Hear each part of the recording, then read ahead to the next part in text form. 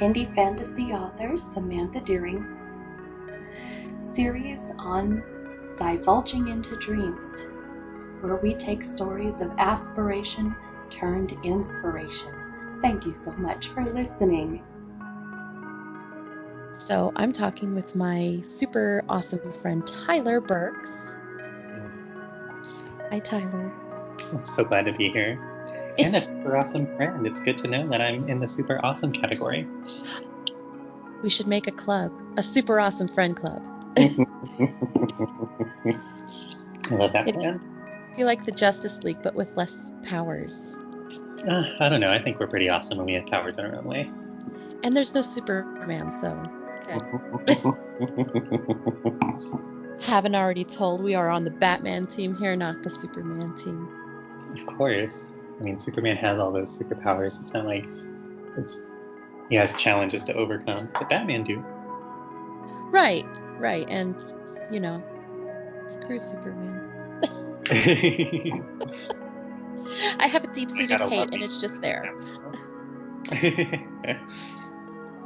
So, Tyler, what's the one big dream that you have that you are doing scary, soul-searching to overcome and get that dream? Well, it's writing that novel, which at first I didn't think I was going to do it. Everyone's told me ever since I was in high school that I should be a writer. My mom told me she wanted me to be a writer. And then I started just by writing a fan fiction called Grim Hour on fanfiction.net, which ended up being novel length anyway, at about 100,000 words. It's a crossover of the Ruby web series and the Persona video games. And then after I did that, I kind of just stopped writing for a bit until you actually wrote The Healer in the Mist, which inspired me to start writing again. And then I've been writing the Rune Mage's Apprentice ever since. Well, that makes me happy. I'm so glad that I was able to have a positive effect on, somebody. I don't know how many others possibly could be having a positive effect on, but it's really good to hear that I'm having a positive effect on you, because I want to also say here that you were a huge support in this. You were reading along as I was publishing on the web novel app, and knowing that somebody was following along and hearing the real time, like you were wanting to keep reading, you were engaging with it, and it was something that you weren't feeling obligated to read, but something that you wanted to, gave me the confidence and the courage to keep going with that one here and just push through my own self-doubt, which I know is a huge thing. So I'm really glad for that. Thank you for saying so. So tell me a little bit about the Rune Mage's Apprentice for those who aren't reading it as you're publishing it like I am. Well, firstly, thank you for reading it along as I'm publishing it. I love your comments on everything, and it's good to know that, just like I did for you, that there's someone who's actively engaging with the story as it's going along. But so it's an LGBTQ plus fantasy romance novel. It's about a young boy who runs away from home to apprentice under this extremely powerful and potentially crazy rune mage named Aaron. And Aaron, they are kind of this myth in the world who have done so many things. They've defeated giants, there are songs told about Aaron, and just like they've populated every part of culture. They're infamous and famous at the same time. Everyone respects and is also kind of afraid of them.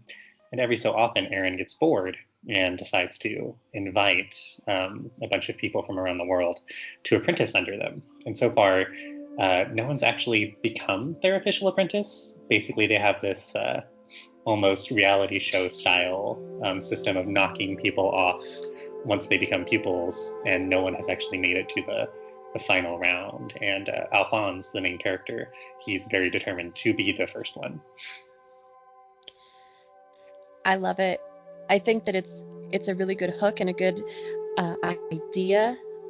And for anybody listening here who didn't catch up on the fact, you did not use a binary gender specific pronoun, and that's one of the things that is very, very heavy in your in your pieces so far that I'm reading. So elaborate on that, because it's not something you see every day, and I'm loving it.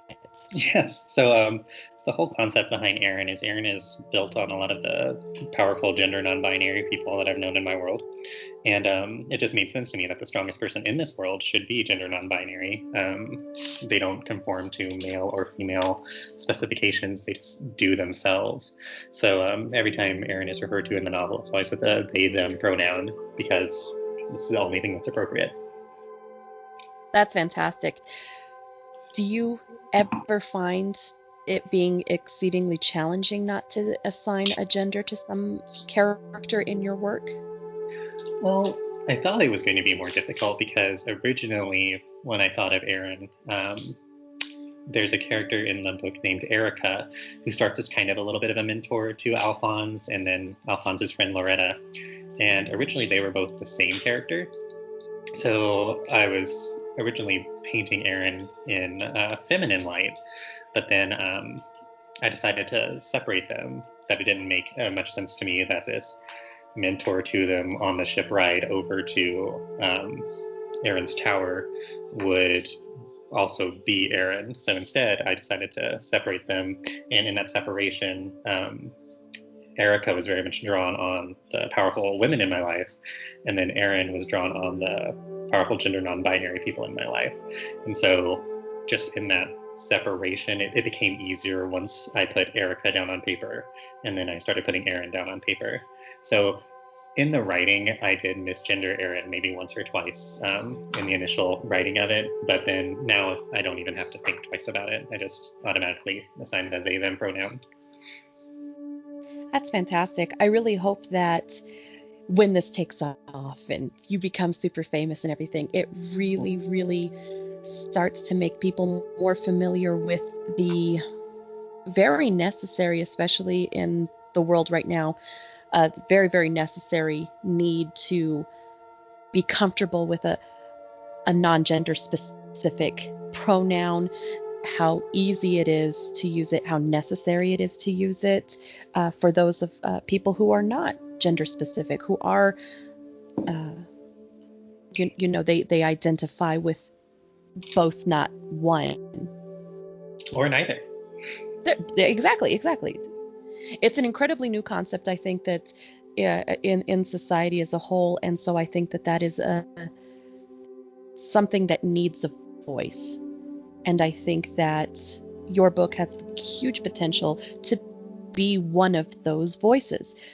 And if people can get into a world where that is just commonplace, maybe they can export some of that feeling into society today. I think that'd be wonderful. That would be great. It's very important to me. I didn't want Aaron as a gender non-binary person to feel, defined by the fact that they're gender non-binary. So Aaron is the myth, the legend, the super powerful force in the world first, and then the fact that they're gender non-binary is just a fact about them. It's something that's there. It's something that's real, and it's something that's true about them. But it's not the defining or even the all-encompassing aspect of their character. Right, and this the fact that you are doing this, these pronouns it's very, very subtle. It's not a huge in your face, hey, accept this or don't. It's just it's there. You don't even necessarily notice it's happening until you have, in my opinion, from what I've read so far, set up the character for the character's sake, and any sort of gender identity is secondary. It's not important. It is what it is. Right, and that's it's also true of sexuality, because even though Alphonse is clearly gay, I never describe him as gay in the novel. I just describe him as encountering a young man and finding that young man attractive. In fact, at one point I even mentioned the fact that he is made fun of a lot for the fact that back in his hometown he kissed the daughter of the butcher when he was younger. And it's just, I want it to feel like they're organic and real people and not walking, talking, this is a woke novel kind of caricatures. And I think that that's incredibly important because people who go in with an agenda often come across as preachy.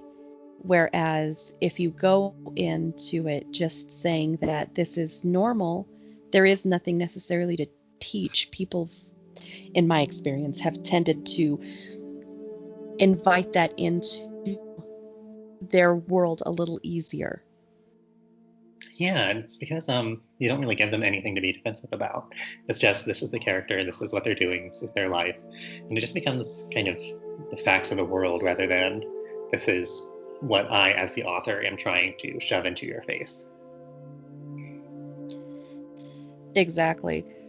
Now, seeing as how you're now, let's talk about Tyler the author. You are in a full-time job.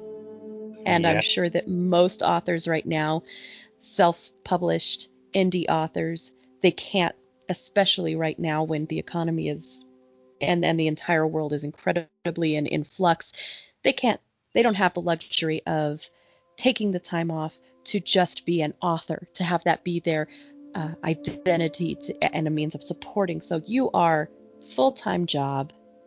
Where are you finding the time to do this, and what kind of complications is that making for you? Well, I'm mostly finding the time just after work. I work from 9 a.m. until 6 p.m. on most days.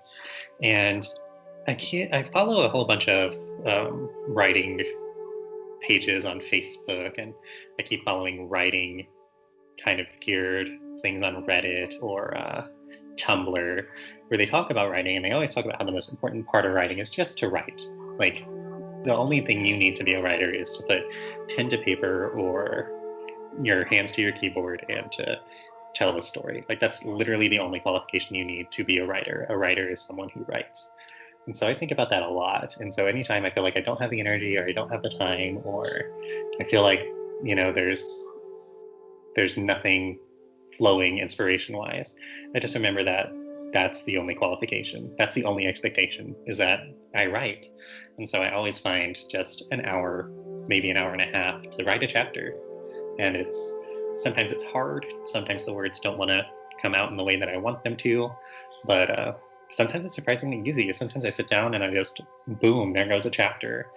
Boom, there goes another chapter. And then those chapters spawn other ideas in my head. And then I just jot those ideas down real quick to spawn into other chapters. So yeah, it's just mostly just a matter of making yourself do it, making yourself start. And then the time just kind of happens, at least in my experience. Awesome. So, in my experience of talking to people who are trying to achieve the end all be all goal, their dream, the next thing in their sights, is they are battling someone, most often themselves. And I know in my novels I try to put a little bit of that sort of idea of a darker force working against you, whether it be your fear, your self-doubt, your self-image, the voice in your head. Do you find that you embody, like, do you put a form to that resistance, or do you even experience that resistance? I do, and it's actually really funny because I watch a lot of RuPaul's Drag Race, and in RuPaul they call this the inner saboteur, where it's the voice of doubt in your head that stops you from doing what you want to do. And a lot of the things RuPaul says to the drag queens that are on a show is that you have to conquer your inner saboteur. You need to let it say its place and then say, that's nice, I'm glad you shared that opinion, now shut up, I've got something to do. And so I've just kind of carried that with me ever since I've encountered that idea, where I've learned to identify that voice, the voice of you can't do it. And that voice is tricky because sometimes that voice becomes very reasonable and logical. It says, well, you shouldn't do this because of this, or you shouldn't do this because of that. And I found that when you talk about your problems to someone, you can identify when that inner saboteur is trying to talk. And it kind of helps you alienate those thoughts and say, oh no, this is definitely not me, or this is not the me that I want to be. Like, for example, when I recently got offered that contract, my initial response was overwhelming joy, like dancing around in my bedroom and topping it. As you should. That was a huge accomplishment. So that definitely own that. But shortly thereafter, that's when the doubts set in of, is this a good idea? And even setting out to write the web novel, I thought about how cool it would be to have that contract offered. So I guess all those doubts just kind of, coagulated in my head of, well, what if I can't keep the story going? Or what if it's just disappointed? What if it doesn't make any money? But those thoughts don't really matter. And it was in talking to you and talking to my friend Monica that I've realized that, that it's really, that's not me that's having those doubts. It's my inner saboteur trying to voice himself. And so he just needs to sit down and shut up and let me do my thing. Beautiful. There was something that you had said about your inner saboteur, which, by the way, is my new favorite label of all time, and I'm using it. Thanks, RuPaul. Is you were saying that you let it have its say. Sometimes people don't necessarily, like, they hear that little voice of doubt start and they try to squash it before it has its chance to say, but you're not. You're saying that you give it its chance to have its say. Why do you think that is? Well, because it's part of you. It's not always coming from a place of viciousness or a place of awfulness. They're sometimes legitimate fears. Sometimes they're legitimate concerns. And it's more about parsing the legitimate from the illegitimate. Like, for example, if my novel doesn't make any money, then I'll still have said, I wrote this novel, I got paid for it, I got contracted for it, and that's something that I can carry with me for the rest of my life. So all my fears and doubts don't really matter because I'll have accomplished the thing that I wanted to accomplish. But it's also, legitimate of, do I actually have the time for this? That's something you want to consider. It brings forth those realistic, ugly thoughts that a lot of people don't want to think about, but are worthwhile to think about. Just because a thought is negative doesn't mean it's invalid. That's fantastic. I think that that's something that I wrote in one of my my earlier blogs, and one of the things that I kind of want to be a big cornerstone in a lot of my own writing is embracing every single voice that is inside of you, and because you have to let each and every emotion have its time. And you can't be ashamed of any of it. You can't try to defend it as something black and ugly, because then you start weighing yourself down with more and more judgments. And most of the time, those judgments are coming from you, and you're fighting yourself, and you can't get as much done. And you start doubting your own self-worth a little bit too much. And then that goal just becomes further and further and further away, and you become less and less and less unburdened to chase it. I think that's a good way to put it, less and less unburdened, because it really does kind of carry on you as a weight when you start to doubt yourself. But then when you start to succeed in things, if you let it, then that energy can roll. It's like a snowball that just, if you let yourself feel that positivity and feel your success, then it can grow exponentially. And I think it's wonderful. And that's something I've definitely seen with you, because after you published the Healer in the Mist, then it was very clear that you could feel that success coming off of you. And I'm glad that I was kind of caught in that snowball and decided to run with it as well. Yeah, it definitely was. It was a high that I couldn't quite explain. And even my husband started talking about that sense of accomplishment versus other different senses of accomplishment. And he was right. It's different than, the pride of this was very, very different than the pride I have in being a mother and raising children, the pride I have in my own job and my work ethic with my professional job. That this was something different. And it's something that he was trying to wrap his head around and trying to get me to wrap my head around, but there is something different. And, I would have to explore much, much deeper, but it is different. Suffice it to say, I acknowledge that it's different. Why it is, I couldn't quite put it into comprehensive words right now, but it's definitely something to look at. I think maybe it comes from a sense of, this wasn't something you had to do, it's something you chose to do, because Right. and it's not like you necessarily had to be a mother, but it's a very different situation because it's something that kind of happens to you and happens to your body, and then you have the children and you take responsibility and all of that good stuff. This is something that you formed in your own head and then decided to put it into the world without any real necessity behind it. And I think that's probably why it feels like a different kind of pride, because it's something that's entirely created on you. Exactly. It is, its make or break is 100 and just all completely on me. It's, with the children, the way the children come out, they're their own people. You can have an effect and an influence and everything, but in the end, there are so many other factors to play. Whereas a book, a painting, a piece of recorded music, you cannot say, this is this way because of other factors out of my control. This was 100% yours. No other factors outside of your control were on it. Now, the success of the book, sure, how much it sells, how much, people respond to it, that's all on them, and that you can't control necessarily. You can do things to influence it, but in the end, the words on the paper, the story that you're telling, the way that you're telling it, the words that you use have all come from your own brain, and you can't say that, well, you can't make excuses as to why it came out one way or the other, because the excuses are still you. You can't say, well, Joe Blow down the street made it so that these words came out this way, because that's just not true. You put the words down, you let the words happen, and it is 100% your creation. Yeah, it's kind of a wonderful, I think that's why it was so terrifying to start, honestly, because it's having to take responsibility for something so big that is entirely your responsibility. So if it fails, or if it doesn't come out well, I think is really what people are more worried about. Nice. Is that if it doesn't come out Much well, better. then it's all on you. But I think the flip side of that coin is, obviously, if it does come out well, even if it's just you taking pride in the way you told your story, then that is all on you, and that's wonderful. And I love the way you told your story, so you have a lot to be proud of. Oh, thank you.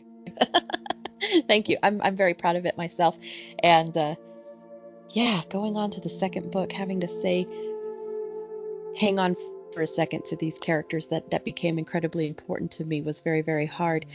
So these characters that you're creating, are you starting to feel like a mama, and are you starting to be like, these are mine and I have to hold them close? Well, with Alphonse, definitely, because Alphonse is very much a part of me. Just like me, he left his home and just kind of ventured out into the world with not much of a plan other than just a single set goal, and is kind of hoping it falls into the cracks. And he's a little bit oblivious to a lot of stuff and naive, and those are all definitely aspects of me that I've had in my life. I'm willing to trust people even though they don't necessarily deserve to be trusted, things like that. As far as the other characters, it's actually kind of interesting. I more look at them almost as like a science experiment, and I know that's kind of terrible to say. Obviously, characters like Erica and Aaron are drawn from people that are very real and near and dear to me, people who've been very powerful influences in my life and guiding me and helping me. But characters like all the other pupils, I kind of just created on whims of things of, oh, this would be neat, or this would be neat. And I guess because I haven't explored a lot of the pupils yet, they don't feel very real to me. And plus, just kind of knowing the outline of the novel, I know that a lot of them can't stick around very long. So for them, it's kind of more about telling a really fun story than it is about being attached to them. But God forbid, I feel like Alphonse is my sweet, precious child, and if anything were to happen to him, I'd have to beat someone up. But I know things have to happen to him so he can grow as a person. Oh God, yes, I completely understand that guilt when you have to have something, because I mean, a story can't stay stagnant. You have to invite conflict, and sometimes you feel just so guilty about the horrible things you've done to something you love so much. It's awful. So one last question, just because I know we're getting kind of into, we've been talking for half an hour. That's beautiful. I absolutely love it. That seemed like no time at all. Same to me.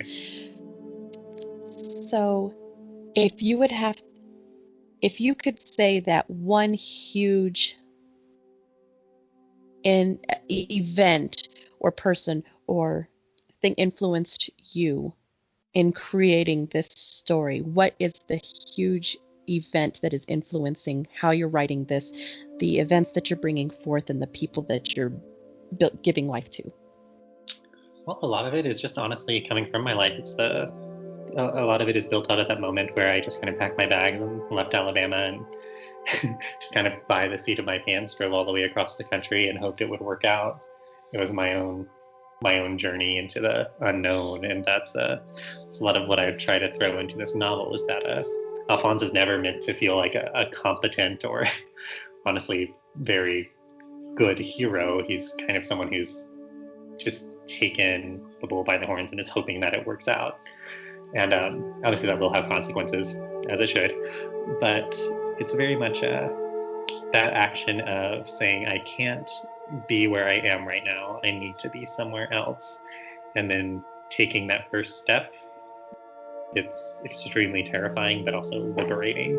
And I'm sure you're familiar with that because, as it's very similar to that feeling I got when I started writing The Room Mage's Apprentice of my life, the way it is right now, is unacceptable. I have higher standards and I need to start meeting them. And for me, it was cutting an entire, swath of my life out, leaving behind my family, my brothers, and just going somewhere else. But I've learned that a lot of people are scared to say no to the toxic parts of their life. But I found it's nothing but liberating, whether it's toxic friends, people who are pathological liars or manipulative or selfish, and just letting those people wander on their own path because you need to set yourself on the only right path. And do you think that that's going to have a big influence on the overall theme of your book? Or do you even have an overall theme that you have in mind right now?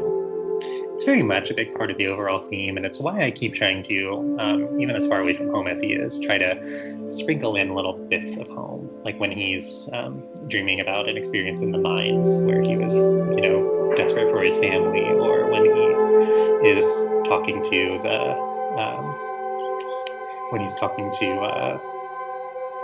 Leona, and is trying to, and he becomes homesick. He thinks about, his mother and his father and his big brother. And it's very much a big overarching theme of leaving behind things that are bad for you in order to pursue something greater. And there's always a risk involved. It's never just snap, that easy. It's always just the calculated risk of, I have to cut this person out of my life, or I have to cut this thing out of my life. And that's very much the most important part of the entire novel. Is that's the one thing I want everyone to take away, is that it's okay to say no to bad situations, and it's okay to say yes to scary but potentially better situations. Perfect. I love it.